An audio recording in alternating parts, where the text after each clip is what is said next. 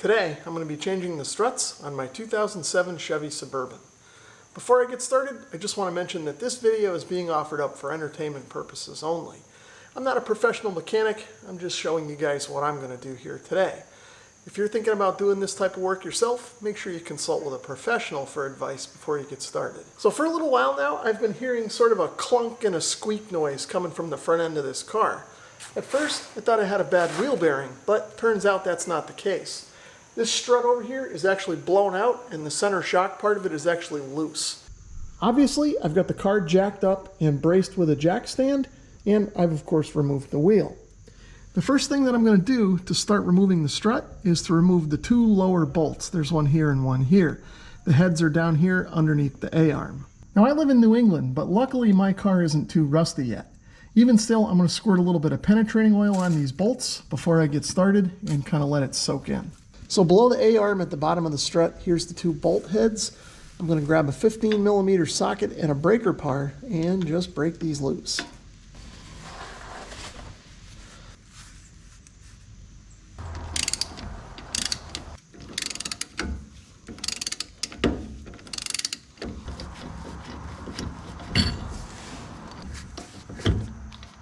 So next we're taking a look at the top of the strut tower underneath the hood.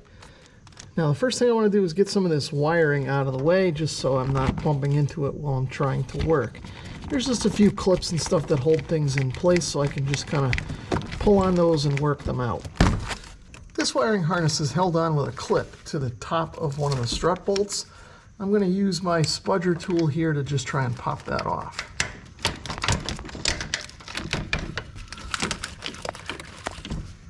Now since my car has the auto ride suspension, I have this fitting here on top of the strut tower. To get this off, I'm just going to squeeze in on this clip and I should be able to just pull this straight off. Now just like down below, things aren't too rusty here either, but I am going to squirt a little penetrating oil on these threads just to help lubricate them. To loosen these up, I'm going to use an 18mm deep socket with an extension and my breaker bar. These weren't very tight. I probably didn't need the breaker bar. Could have just started straight with the ratchet.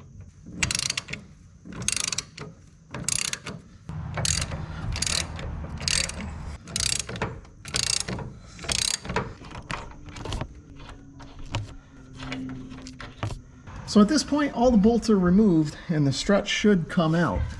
So I'm going to first lift up on it and get the bottom of it moved over so that it falls in this part of the A-arm. Okay, now that it's dropped down here, I can just lift it straight up and out of here.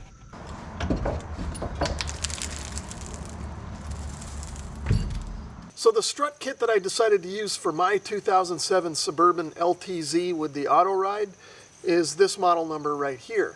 I'll leave a link down in the description as well, but if you're going to do a job like this yourself, make sure you do the research and get the right part for your vehicle. Now the reason I chose to go with this R0 standard strut over an OEM replacement with the auto ride is that my car's got over 180,000 miles on it, and at this point anything is going to be better than this old worn out strut. For a car with 180,000 miles on it, I think this is going to work just fine. Now before I get this installed in the car, I've got to remove these three nuts here. These are the nuts that R0 supplies to hold this into the car.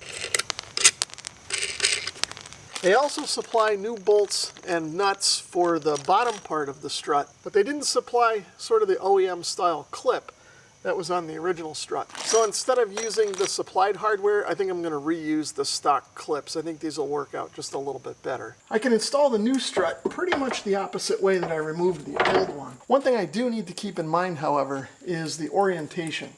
There's a pink line on here that needs to be pretty much parallel with the axle and facing out towards the wheel.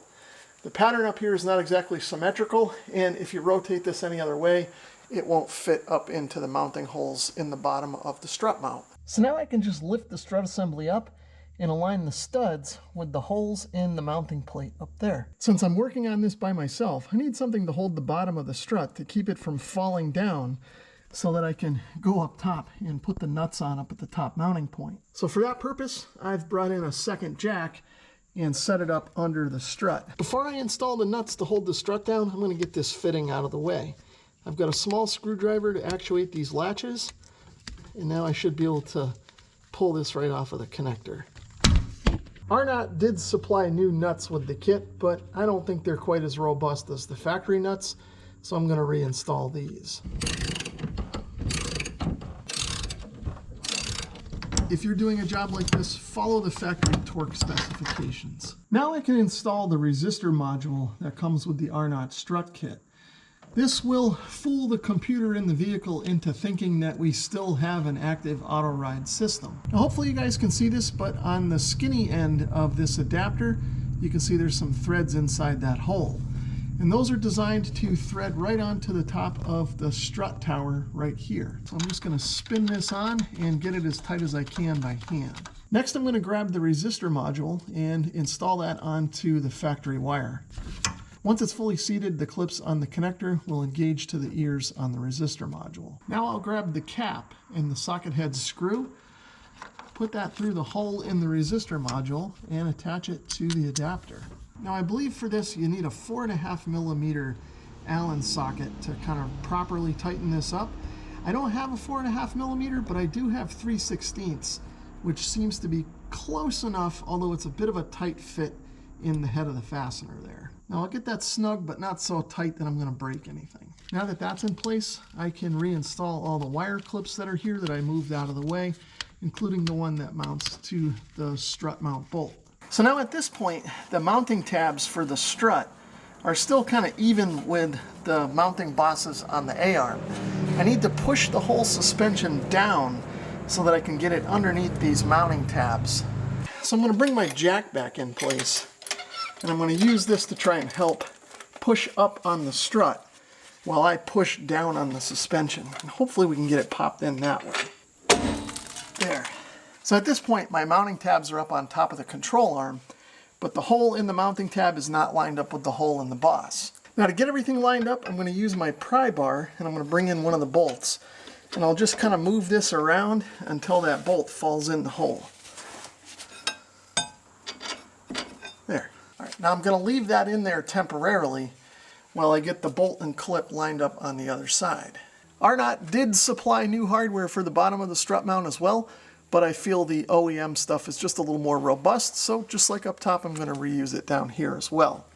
So I'm going to put this clip on the far side, and I realize you guys probably can't see it well, but I'm going to clip that down over, and then I'll crawl under and get the first bolt kind of started up through. Now before I get the other bolt tight, I'm going to pop this one out. Now I'll reinstall the clip on this side and crawl under and thread the bolt through. At this point, I'm going to tighten these bolts all the way. Now there are factory torque specifications that you should follow if you're doing this job yourself. I've done enough of these that I'm just going to go by experience and feel. If you want to learn more about the Arnott struts that I used in this video, there'll be a link down in the description below. The only thing left to do is to reinstall the wheel. Then I'm going to move on to replacing the rear shocks. So if you're interested in seeing that, I'll leave a link down below. Thanks for watching.